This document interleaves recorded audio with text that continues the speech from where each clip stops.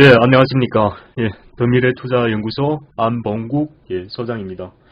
2022년 7월 14일 목요일 주식 특강 시작하겠습니다. 예, 자, 여러분 반갑습니다. 화요일은 방송을 진행하지 않았습니다. 요즘 시장은 다 이게 지표 발표만 대기하느라고 다들 다 눈치 보는 시장이었었죠. 아무튼 7월달은 좀 호락 하지 않을 거라고. 근데 생각보다도 실은 정상적인 그런 조정시장이면요, 이렇게 물가가 발표되고 금리가 딱 발표하면은 지수가 반등해야 정상이에요. 예, 기술적 반등이 나와야 된단 말이죠. 그래서 7월 며칠이지? 미국 금리 발표한 날이 잠깐만요. 7월 20 우리나라는 0.5% 올렸죠. 미국이 7월 26일이네요. 7월 26일. 우리나라로는 7월 27일이겠죠. 7월 27일에 연방 미국의 금리가 발표합니다. 제가 오늘 방송 주전에는요, 미국의 물가 발표 오르는데 우리나라 국민하고 무슨 이게 우리 생활에 어떤 영향을 미치는가. 아마 대부분 국민들은 경제 쪽의 분야 아니다 보니까 잘 모르실 거예요. 미국의 물가가 오르면은 우리한테 생활에 상당히 영향을 크게 미칩니다. 그러니까 거기 제일 빨리 반영하는 것이 금융시장이란 말이죠, 주식시장. 미국의 물가도 우리나라뿐만 아니라 전 세계 다 미치는데, 특히 우리나라 같은 경우에는 여러분 잘 보시면 지금 전 세계 금융시장 흐름도가 우리나라 가장 많이 빠져요.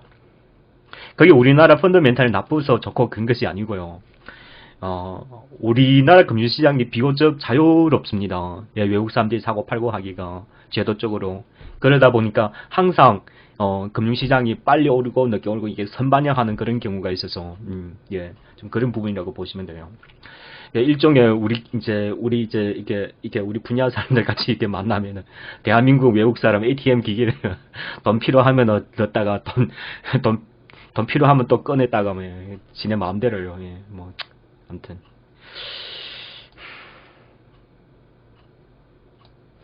자, 오늘 물가가 어제 물가가 발표를 했는데요. 한번 봅시다.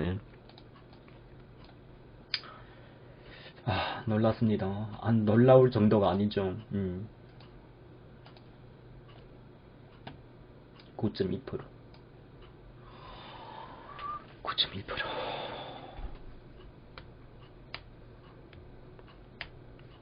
자, 여러분 만약에 물가가 이렇게 9.2% 발표되는데, 그럼 우리나라의 금융위원회 금통위 사람들은 무슨 생각을 하고 있을까요? 금융위원장 머리 막 지금 터져 나갈 거예요. 금리를 미국처럼 올리다니까 국민들한테 욕먹고, 안 올리다니까 경제가 다 망가질 것 같고. 그러니까 정상적인 금융 거래에서는 우리는 미국보다 금리가 높아야 돼요. 왜? 달러는 기축통화이기 때문에 우리는 걔네보다 높아야, 어느 정도 좀 높아줘야 우리나라 환율이 하락하는 것을 저항할 수가 있는 거예요. 근데 뭐가 문제냐? 코로나 때문에 빚을 너무 많이 짓단 말이죠. 우리 국민들이 올려버리면은 이런 겁니다. 금리를 많이 올리면은 서민들이 죽고, 금리를 안 올리면은 기업들이 죽습니다. 올릴 거예요, 안 올릴 거예요? 미치죠. 그거는 매일마다 TV에서 나온 사실이니까. 참, 할 말을, 어쨌든 저는 계속 이 정도 물가일 것이는 진짜 생각 밖이었어요, 여러분. 그냥 1차적으로 물가 이렇게 많이 오르면은 우리나라, 그러니까 여러분 보세요. 물가가 오르면은 뭐가 강해지냐면은 달러가 강해지는 거예요. 그러니까 달러 화폐가 강해지는데, 지금 거래되고 달러 인덱스가 108입니다.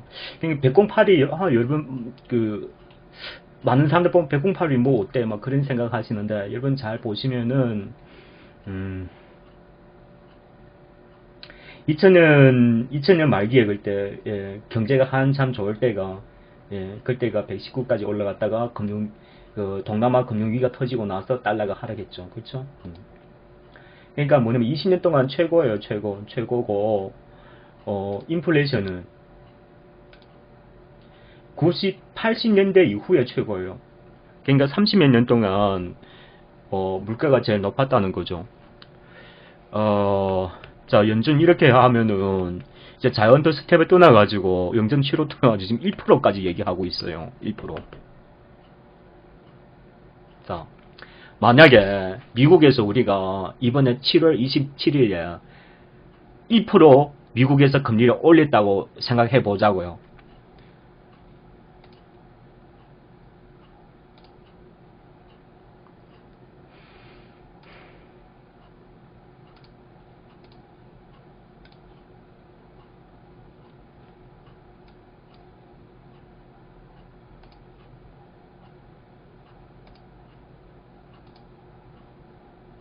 자, 여러분 보세요. 지금 다 빨간불이죠. 이게 빨간불이 무슨 뜻이냐면은 이 나라 통화에 돈들이 외국 사람들이 돈을 빼가는 거예요.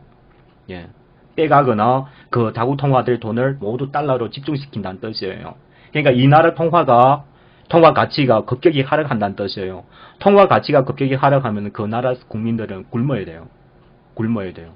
그러니까 물가가 폭등한다는 거죠.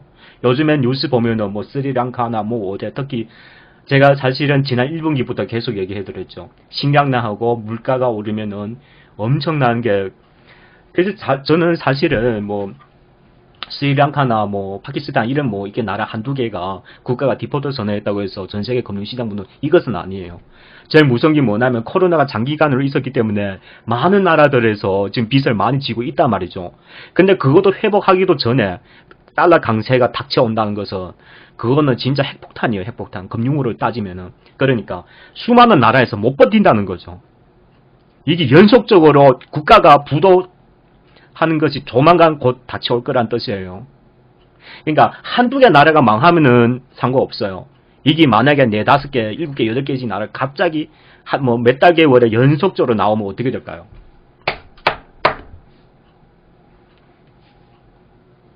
저는 그게 제일 무서운 거예요.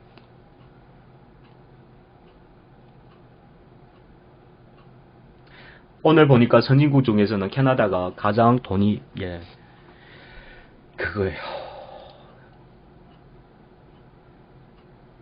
저는 그 페이스북에다가 우리나라 지수가 1년에 1500 이하로 떨어진다고 생각하는데 이런 식으로 나와버리면 1500도 높은 거예요. 더 많이 떨어질 수가 있어요. 뭐가 문제냐면은 경제란 거는 방향틀을 이렇게 한번 깊게 들어가면은 거기 연속적으로 발생한다는 거죠. 자, 여러분 보세요. 우리나라가, 그러니까 전 세계 지금 경제 틀을 보면은 우리는 우리나라에 있으니까 잘 몰라요. 외국 사람들 입장에서 전 세계 무역 흐름을 경제 기초를 보는 게 우리나라예요. 왜냐면은 산업 구조하고 각 산업 분야가 가장 완벽하게 고쳐져 있고 수출을 가장 많이 한 나라가 우리나라입니다. 대한민국이에요. 그래서 대한민국 기준으로 전 세계 경제 흐름을 판단할 수가 있는 거예요. 여러분 몰랐었죠? 사실 우리는 대한민국에 살고 있지만 대한민국은 진짜 대단한 나라입니다. 근데 뭐가 문제냐? 이 금융에 약하다는 거죠. 금융에 약하다는 거죠. 대외 의존도가 너무 높다 보니까 예, 대외에 이런 경제 변수가 한번 변하면은 뭐 수혜도 빨리 받고 피해도 빨리 받고 이런 현상이 발생하는 거죠. 예. 그렇습니다. 할 말은 진짜 많은데요. 방송하면서 뭐라고 어떻게, 저는 이게 방송이다 보니까 우리는 실질적으로, 예, 진짜 현장에서 투자하다 보니까 제가 또 너무 말을 좀, 예, 빨리 꺼내면 여러분께 또 영향 줄까봐 또, 어쨌든, 금융시장이라는 것은요, 시장의 그 1년의 변화가 한 6개월 내지, 예, 더 조금 일찍 반응해주는 게 사람 심리라는 게 거기 이제 녹아 들어있기 때문에, 예. 뭐, 어쨌든, 예, 하락이 어딘지 아무도 모릅니다. 아무도 모르고, 우리나라 오늘 금통위가 0.5% 금리를 올리는데, 0.5%도 이제 막 시작이죠. 시작인 거예요. 뭐 3, 4분기 들어가면은 물가는 좀 잡힐 거라고는 보여지고 있어요. 예, 지금 전체반을 보면은 유가도 좀 조정받고 있고 그다음에 그 국제 원자재도 조금씩 조정받고는 있습니다. 근데 문제는요. 유가가 조정받는 것은 뭐 사우디나 산유국에서 공급이 늘어나서가 아니라 수요가 위축됐다는 것이죠. 수요가 위축됐다는 것은 경기가 침체로 가고 있다는 뜻이에요. 그러니까 가장 나쁜 침체로 지금 이어지고 있다는 것입니다. 자, 그렇더라면은 우리 정부 금통위에서도 금리를 올려야 돼요. 미국이 이번에 최소 0.75는 더 올릴 거니까 미국이 지금 1.75입니다. 1.75고 연말까지가 최소 자 이런 식으로 나오면 최소 3.5% 이상은 올려야 된단 말이죠. 우리나라도 오늘 0.5% 올려가지고 2.25예요. 미국의 다음에 0.75나 1%더 0.75 올리면 얼마입니까? 2.5%죠. 그러면 우리나라 금리가 역전으로 돼버리는 거예요. 달러가 기축통화인데 금리가 우리 대한민국보다 더욱 높아요. 그러면 외국산 투자자 입장에서 보면 어떻게 될까요? 야, 저 대한민국 보라. 참 위험한 장난하고 있네. 이제 이런 식으로 돼버리는 거죠. 그러니까 우리나라 자산은 전부 팔고 이제 뭐 이미 많이 도망쳤지만은 더욱 우리나라 시장 떠나려고 하려고 할 겁니다. 자, 그렇게 돼버리면 우리나라 물가가 그러니까 금리를 올려더라도 물가 잡히는 효과가 안 보이는 거예요. 이런 식으로 돼버리면은 달러가 강세가 되기 때문에. 그러면 뭐예요? 그러니까 우리나라는 금리를 더욱 많이 올려야 돼요. 그러면은 자 여러분 우리가 금리가 미국이 연말에 3.5% 오른다고 먼저 가상하자고요. 그 정도는 최소한 올 거라. 근데 지금은 1.75예요. 3.5%더 올린다면은 뭐 1.5, 1.75 더 올린다는 뜻인데 우리나라는 지금 2.25죠. 그럼 미국과 똑같이 올려도 우리나라도 3.5% 올라야 되죠. 지금이 1.75니까 1.5%더 오른다는 거죠. 금리가 올리면은 누가 죽습니까? 그러니까 누가 제일 큰 피해 받습니까? 우리 서민들이죠. 1순위가 누구예요? 영끌이에요, 영끌. 2030이에요, 2030. 이자를 엄청나게 지불해야 합니다. 자, 그러다 보면은, 그러면 이 2030, 40도 포함해서 부동산 대출을 많이 했는데, 이제 못 갚을 정도로 이자가 많이 올라요. 그러면은 어떻게 됩니까? 은행에서 부동산을 그거 하겠죠. 뭐 지금 상황으로 보면은 거의 그렇게 됐다고 보면 돼요. 참 너무나 무서운 일들이 앞으로 상상이 가네요. 그래서 저는 어떤 식으로도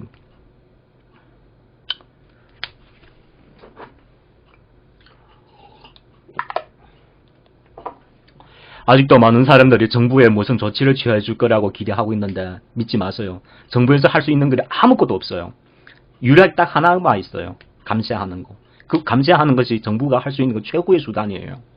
자, 이러다가 이 감세 정책도 근데 이 감세한다고 해서 시장이 좋아진다? 아니에요. 안 좋아져요. 아무 크게 영향 미치진 뭐 대기업들 입장에서는 세금 덜 내니까 좋겠다만 뭐 크게 영향 미치지가 않습니다. 경기가 침체 들어가면 소득이 줄어들기 때문에 그만큼 감세하더라도 크게 영향을 못 미칩니다. 결론은 뭡니까? 금융위기가 터지는 겁니다. 자, 이런 식으로 나오면 거의 터진다고 보시면 되겠죠. 그냥 그게 좀 일찍 터지나 늦게 터지나 이제 이런 차이죠. 과거 보면 항상 3분기에 금융이 터져요. 9월달, 10월달 이 정도.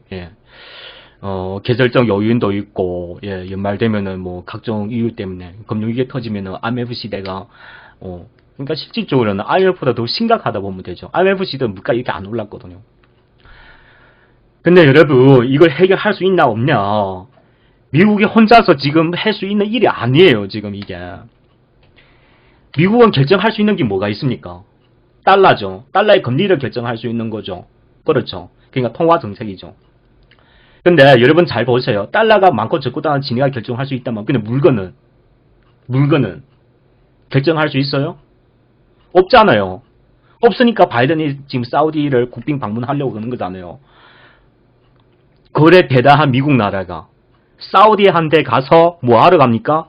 우리 이제 적대를 이제 좀 풀고 우호하게 좀 지내자. 왜?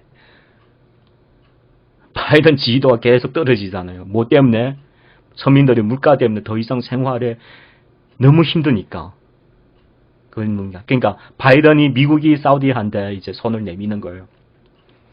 원래는 야, 너 사우디 이 동생 역할을 제대로 못 한다고 계속 욕망하다가, 근데 사우디는 그 뭡니까? 그냥 원유죠. 기타는.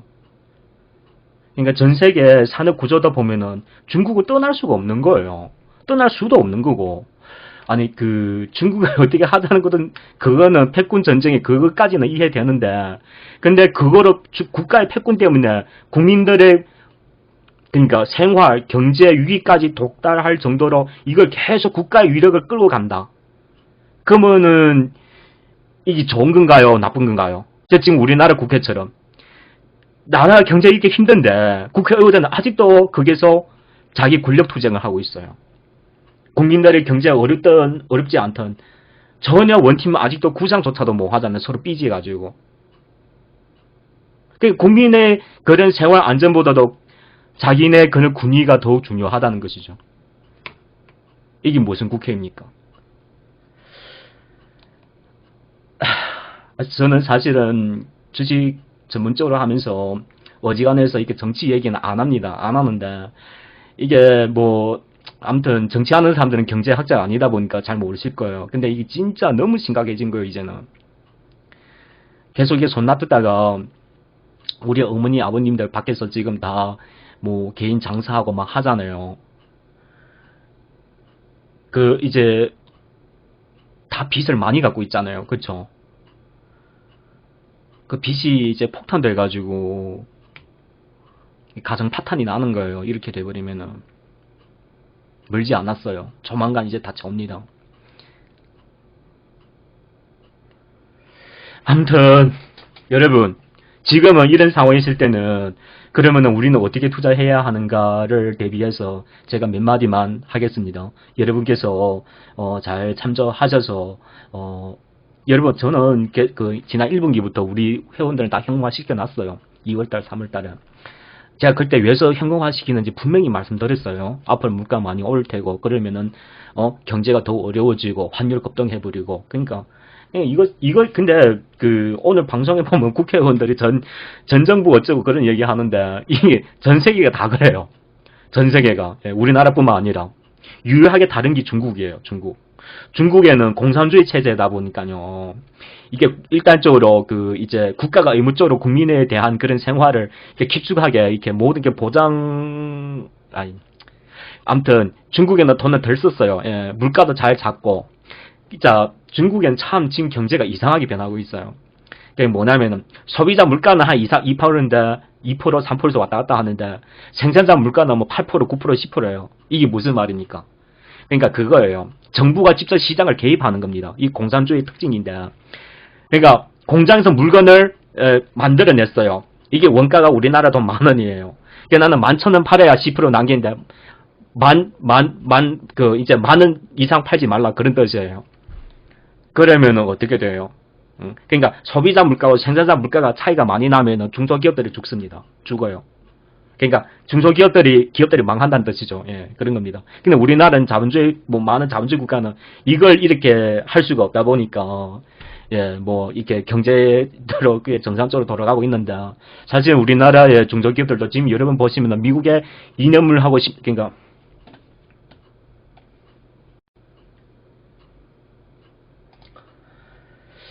최대한 간단하게 얘기한다고 하는데 계속 말이 길어지네요. 잠깐만요.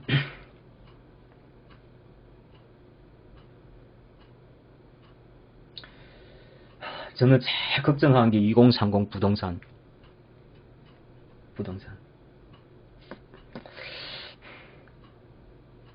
만약에 제가 대통령이라면은 저는 차기 대통령은 경제를 좀 하는 대통령이면 좋겠어요. 그럼 내 1순위가 뭐예요? 갭 투자를 없애버리는 거예요. 이 갭 투자가 진짜 우리 국민들의 피와 땀을 갉아먹는 거예요. 어제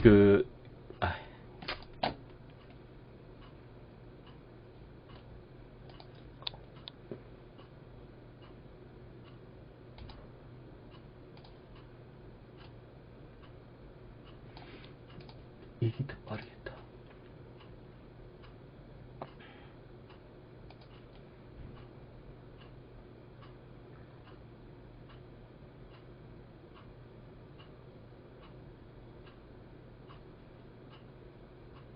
자, 여기 수치 보면 마이너스 0.22라고 나왔죠.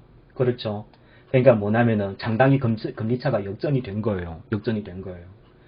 자, 뭐 여러분 뭐 TV에서도 많이 보고 그랬었겠다만 우리 다시 한번 봅시다.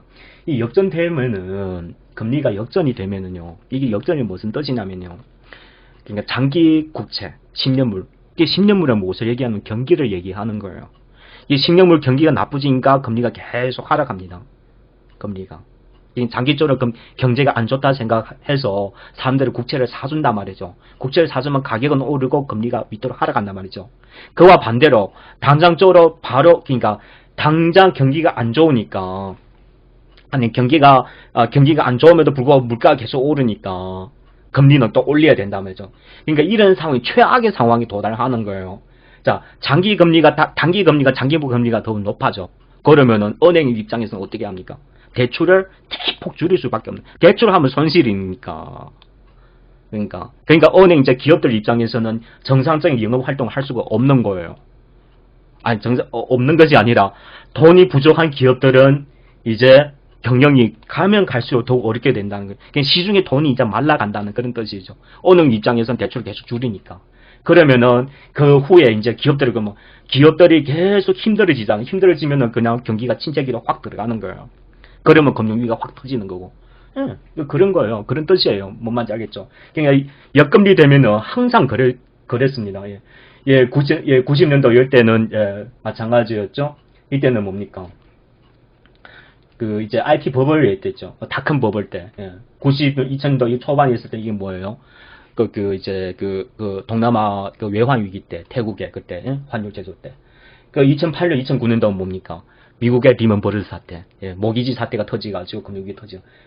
다 항상 역금리 되면 다음 1년, 사실 우리나라 이미 역금리가 됐었습니다. 2002년에 그때 그 금융위기가, 코로나 확 닥치가지고. 그랬었는데, 근데 미국에서 돈 푸는 바람에 또 쫙 올라왔다가 또 들어왔습니다. 이번에 또 금리 역전이 어떻게 보면 두 번째죠. 그러면은 지난번에 왜 안 터졌나? 그냥 중앙정부에서 계속 통화 정책으로 돈을 공급했으니까. 이번에 금리위기 터지면은 여기에 대한 대가죠. 우리가 이런 식으로 돌아간다면은 그럼 결론적으로 금리는 당분간 계속 오를 텐데 그러면 우리가 세 가지 전략을 짤 수가 있어요. 첫 번째, 금리가 오르면은 수혜받는 분야. 두 번째, 금리가 오르면은 대부분 산업이 안 좋을 때 경기 방어적이면서 경기 불경기에도 돈을 잘 버는 회사들. 세 번째, 그런 회사들 중에서 배당을 잘 주는 거, 리츠 같은 거, 이런 거. 제약회사 중에서도 배당 많이 주는 회사들이 많아요. 통신사 같은 거, 이런 거 있잖아요. 그렇죠? 경기가 어렵다고 해서 여러분 약 안 사 먹습니까? 약 사 먹어야 되죠. 그러니까. 경기가 어렵다고 해서 제가 통신비 전략 하겠다 해서 통신비 전략이 돼요? 아니죠. 쓸 건 계속 써야 되다니까. 이번에 사실은 식품도 맞긴 하는데 근데 이번에는 우크라이나 사태 때문에 이게 식품 가격이 근데 여러분 뭐가 있냐면요, 앞으로 식품 가격도 잘 봐야 돼요. 지금은 농식품 원가가 너무 많이 올라서 가격을 확 올렸잖아요. 그렇죠? 근데 한 번씩 오르면 안 떨어져요, 농식품이란 거는. 근데 이게 원가가 계속 오르다가 확 떨어져요. 이제 물가가 잡히면 달러가 강세해가지고 가격은 이런데 원가는 계속 떨어져. 그러면 기업의 영업이익은 계속 늘어나는 거죠. 뭔 말인지 아시겠죠? 그래서 이제 이렇게 가다가 물가 푹푹 밑으로 떨어지면 농식품주들 봐야 돼요. 영업이익이 푹푹 늘어날 거예요. 뭔 말인지 아시겠죠? 재미있죠? 그러니까 국제 원자재에 대한 비중이 높은 산업일수록 물가가 떨어지면 영업이익이 더 많이 남죠. 그때 가서는 이제 철강이나 기본 원자재 회사들은 푹푹 또 적자 많이 나겠죠. 그러니까 지난해부터 돈 많이 벌었잖아요. 그것을 다시 또 이렇게 되는 거예요. 뭔 말인지 아시겠죠? 그러니까 원가 비중이 높은 기업들은 물가 하락할 때는 우리가 좀 관심 있게 봐줘야 되는 거예요. 근데 거기 밑으로 떨어진다고 해서 근데 여러분 보세요. 사실은 이렇게 경제 상식을 딱 생각해 보면은 다 답이 나오는 것을. 근데 내가 단순히 그냥 가격으로만 측정해가지고 10,000원 샀는데 8,000원 떨어져서 손절가. 그럼 바보죠. 10,000원짜리인데 영업이익이 앞으로 계속 늘어날 것을 알아. 이걸 8,000원 떨어졌어. 그러면 8,000원에서 한 더 사주면 되는 거예요. 다음에 5,000원 떨어졌어. 웬일이니? 한 더 사주고. 그럼 언제 이렇게 투자해야 되는 거예요? 물가가 떨어질 때. 그러면 다음에 물가 발표할 때 와, 생각보다 실적 진짜 잘 나와서. 그거 안 봐도 뻔한 사실이죠.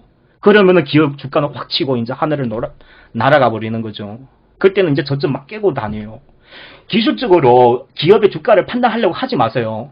그 제일 어리석은 거예요, 그것은. 물론, 예. 좋은 기업을 싸게 사면 좋죠. 근데 그래서 그 기업의 내용들을 아셔야 돼요, 여러분. 아시겠죠? 아무 주가는 그렇게 하는 것은 아니고. 지금 저축은행에서 보면 상상인이 가장 높네요. 예. 1분기 EPS가 주당 수익률 630원 나왔네요. 상상인에서 저축은행의 매출 비중이 81%예요. 은행이니까 부채 많은 거는 당연한 겁니다. 예? 그렇게 보시면 되겠고. 배당을 좀 약간 짜게 주네요. 두 번째는 이제 DB 금융투자. 안에도 그 저축은행이 있습니다. 예?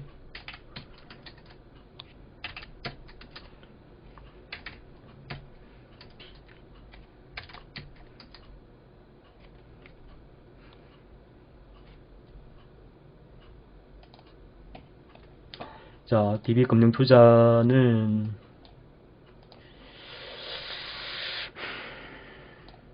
DB저축은행 있네요. 자산이 1조 8천억이고, 예. 이게 지금 다 어느 정도 이게 눌려 들어왔습니다.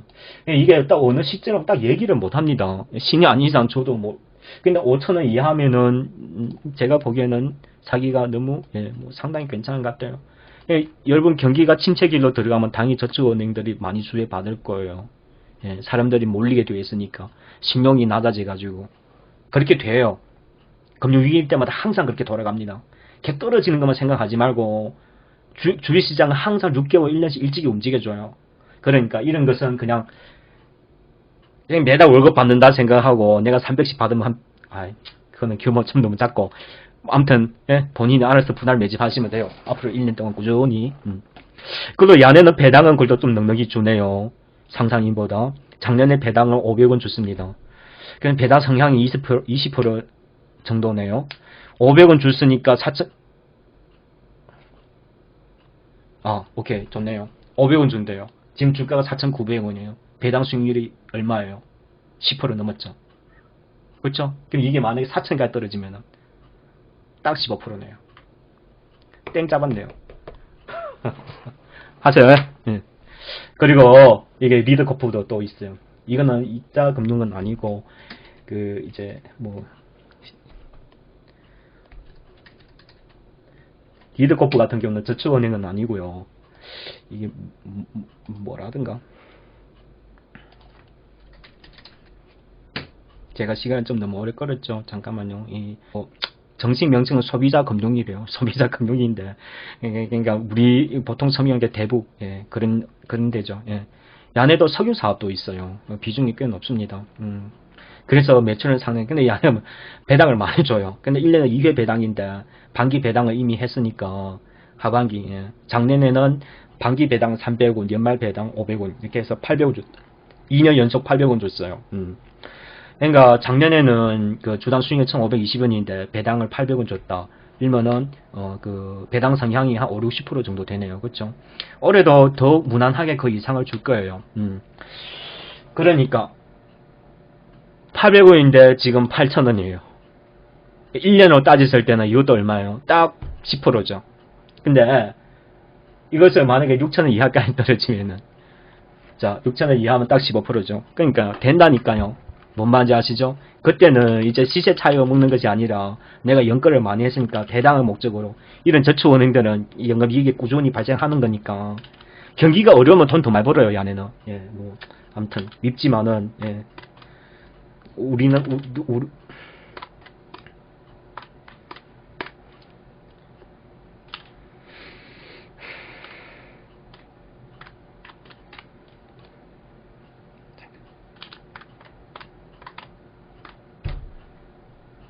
5,500원이네요.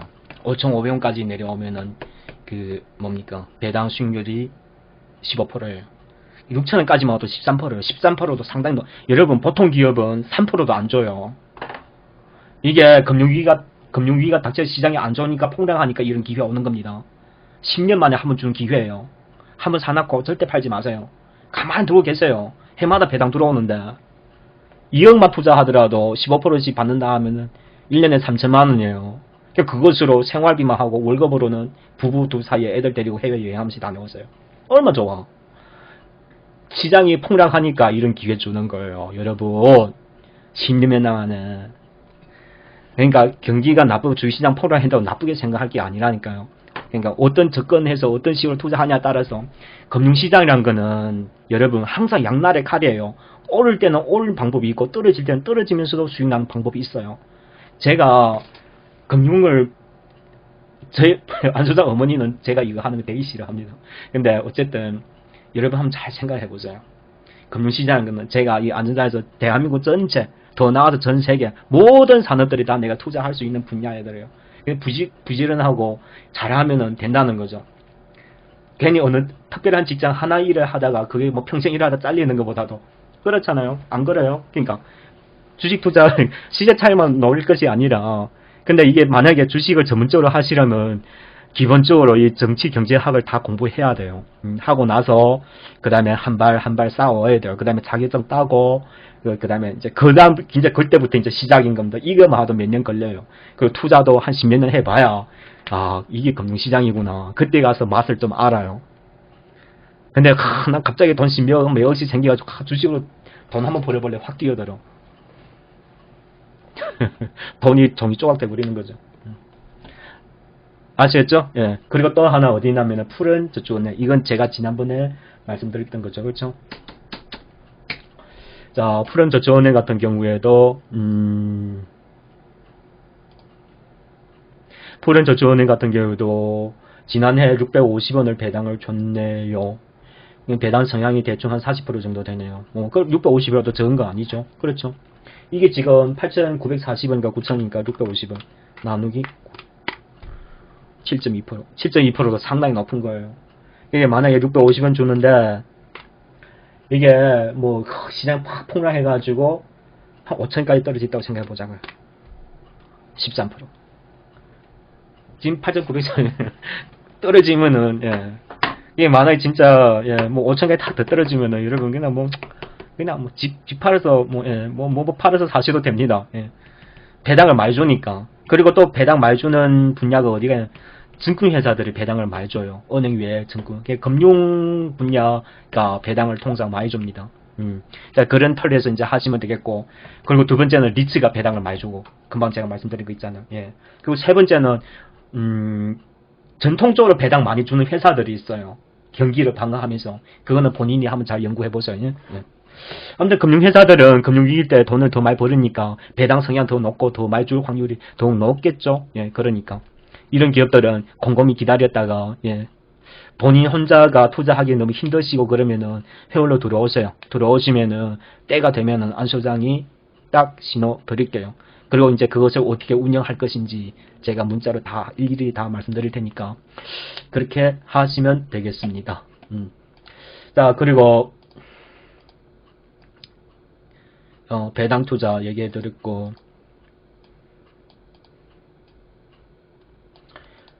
아 10시 25분이네요.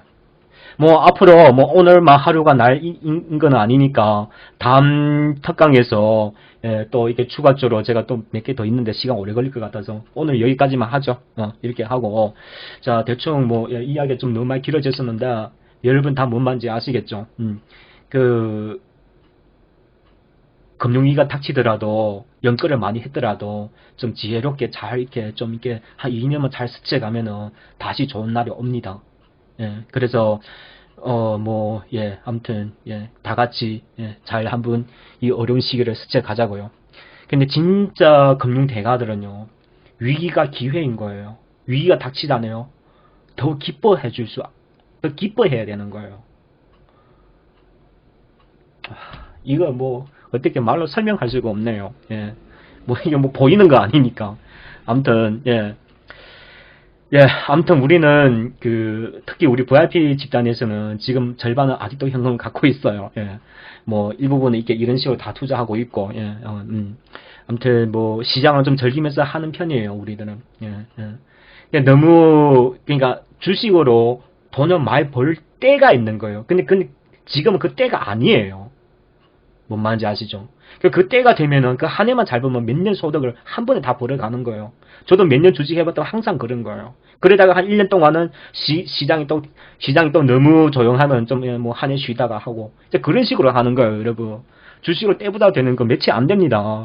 주식으로 허상 꿈끼시면 안 돼요, 여러분. 뭔 말인지 알죠? 한 발자국 한 발자국 천천히 차근차근하게 시장을 이해해 가면서 성격이 급하면 안 돼요, 여러분. 느긋하게. 예, 그런 식으로. 근데 문제가 뭐냐면은, 이 시장이란 거는 주식에 대한 투자에 대한 소양을 갖고 있어야 돼요. 이 진짜 중요합니다. 돈 아무리 많으라도, 이게 투자에 대한 개념과 소양이 없으면은 다 무용지물이에요. 뭔 말인지 아시죠? 예. 그래서 저도 특별히 VIP 분들, 이렇게 좀 많이 하시는 분들도 계속 저 따라 하는 이유가 여기에 있어요. 천천히 느긋하게 오래 보면은 됩니다. 돼요. 너무 한순간에 큰돈 많치려는 그런 허장한 꿈을 버리셔야 돼요. 그래야 주식으로 큰돈 투자가 가능합니다. 근데 돈이 적잖아요. 뭐 나는 2, 3천만 밖에 없는데 5천만 밖에 없는데 그러면 그 돈으로 너무 조급해하지 마시고 한 2, 3년 고생한다 생각하시고 조금 예 계속 투자를 통해 가지고 어느 한 종목 손실 봤다고 막 스트레스 받고 이러시면 안 돼요, 여러분. 주식 투자하는 거는 한 가지 사업이고 중장기 사업을 잘 고민해가지고 차근차근 한 발 한 발 올해는 뭐 한 5천 벌었다가 내해는 뭐 2천 벌었다가 이런 식으로 진짜 좋은 해는 뭐 5천으로 막 1억 또 금방 벌어져요. 예, 저도 그런 경우 몇 번 있었습니다. 회원들 중에서. 그러니까 그거는 뭐, 예, 뭐라 딱 얘기 못 하겠어요. 뭐 시장 상황에다가, 그리고 그분의 이제, 뭐, 이렇게, 예? 뭐 좀 행운도 있을 수가 있겠고, 이제 그런 식으로 하다 보면은, 시간이 길어지다면은, 예. 예, 주식으로 어느 정도 돈 많치려면은, 시간이 필요한 거예요, 여러분. 허상 꿈 끼지 마세요. 안 끼는 게 좋아요. 뭐, 바이오 투자, 뭐, 한 번에 떼부자 되는 거, 그런 거 며칠 있겠어요. 없어요, 여러분. 그런 생각하지 마세요, 예? 예. 만약에 나중에 떼부자 된다면은 한 가지는 가능해요. 유전자. 예, 유전자 사업이 우리나라에서 비중이 점차 계속 커져가고 있어요. 앞으로는 유전자 쪽으로가 상당한 폭발적인 성장할 겁니다. 그 나중에 그게 이제 시장 형성되면은 또 한번 말씀드리도록 하고 오늘 방송은 여기서 마치겠습니다. 자, 다음 방송에서 또 이게 그 이제 뭐 물가에 대해서 그 부족한 것을 오늘 얘기 못한 것을 또 추가 설명드리도록 할게요. 자, 여러분 수고하셨습니다.